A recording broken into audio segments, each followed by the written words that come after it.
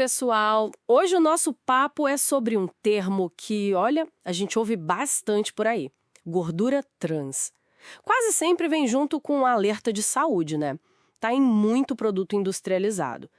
Vamos tentar entender melhor o que é isso. A ideia aqui é fazer uma análise mais a fundo. O que é essa gordura? De onde ela vem? Por que ela é vista como tão prejudicial, principalmente para o coração? E, claro, como a gente pode identificar ela nos alimentos que a gente consome. Tudo isso baseado em ciência, em fontes de saúde confiáveis. Exatamente. É super importante entender os tipos de gordura que a gente come, sabe? Porque o impacto na saúde pode ser bem grande. E a gordura trans especificamente virou esse foco de atenção mundial por motivos bem claros. Não é só cortar a gordura, é saber qual escolher, né? Para explicar de um jeito simples, a gordura trans tem uma estrutura química um pouquinho diferente. É um ácido graxo insaturado, mas com uma configuração chamada trans. Isso deixa a molécula mais retinha, mais rígida, diferente da configuração cis, que é a mais comum na natureza.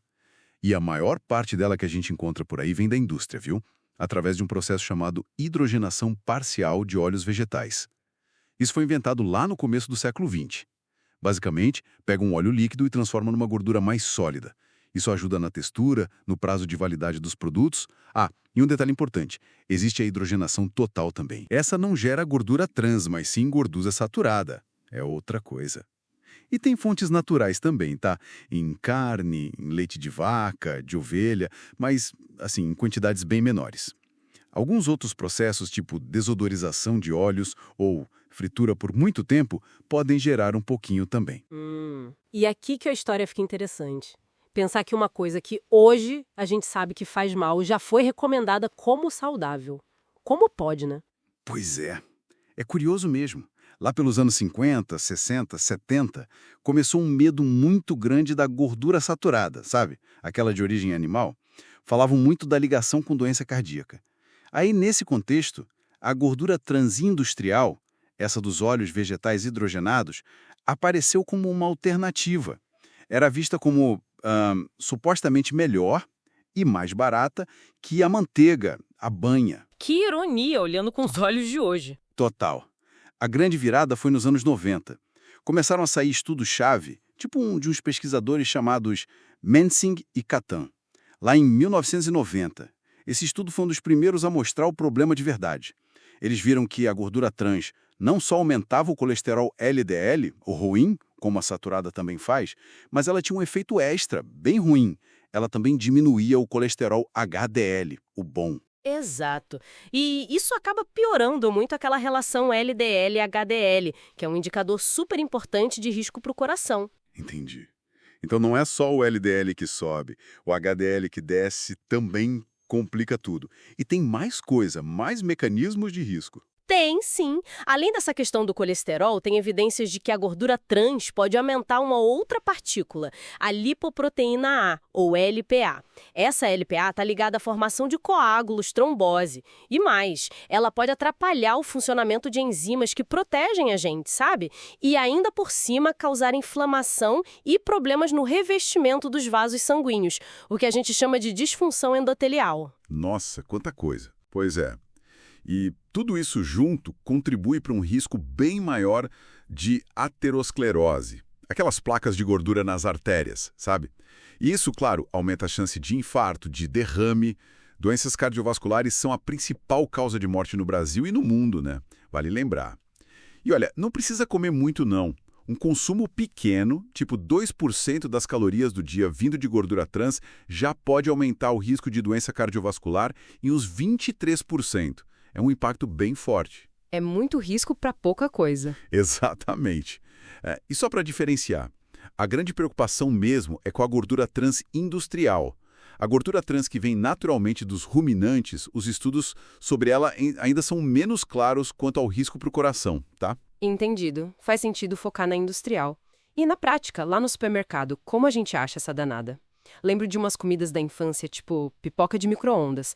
O rótulo era complicado. Boa lembrança. É comum encontrar em margarinas, naquelas gorduras vegetais hidrogenadas em pote, sabe? Muitos biscoitos também, tipo recheados, água e sal, wafer, salgadinhos de pacote, bolos prontos, sorvetes e a tal pipoca de micro-ondas, claro. e frituras de lanchonete, fast food. Tá, e como confirma no rótulo? Então, primeiro dá para olhar a tabela nutricional. Vai ter uma linha lá, gorduras trans.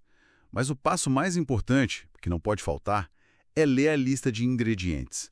Tem que procurar por gordura vegetal hidrogenada ou gordura vegetal parcialmente hidrogenada.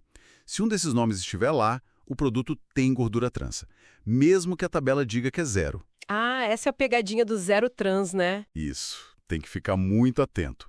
A regra atual no Brasil, da Anvisa, permite dizer zero trans se tiver até 0,1 grama por 100 gramas ou 100 ml do produto. Antes era pior, o limite era por porção. Aí era fácil esconder diminuindo o tamanho da porção sugerida. Entendi. Então, zero trans não quer dizer que não tem nada mesmo. Exato. Pode ter um pouquinho ainda. Por isso, a lista de ingredientes é fundamental. Mas tem uma notícia boa recente sobre isso, né? Tem sim. Uma ótima notícia. Desde 1º de janeiro de 2023, o Brasil proibiu a produção, a importação e o uso desses óleos parcialmente hidrogenados nos alimentos. Ah, que ótimo. Isso. De qualquer forma, a recomendação da Organização Mundial da Saúde continua sendo consumir o mínimo possível, menos de 1% das calorias do dia. Com a proibição aqui, a gente tem que ter mais atenção talvez com produtos importados ou algum estoque antigo que ainda possa existir. Mas ler o rótulo continua sendo essencial. E a dica geral para gordura é? O ideal é sempre priorizar as gorduras insaturadas, né? As mono e as poliinsaturadas. A gente encontra no azeite de oliva, no óleo de abacate, nas castanhas, sementes, nos peixes ricos em ômega 3, como salmão, sardinha, e limitar as sapuradas, claro, menos de 10% das calorias. E, no fundo, é voltar para o básico, né? Preferir comida de verdade, alimentos in natura, minimamente processados.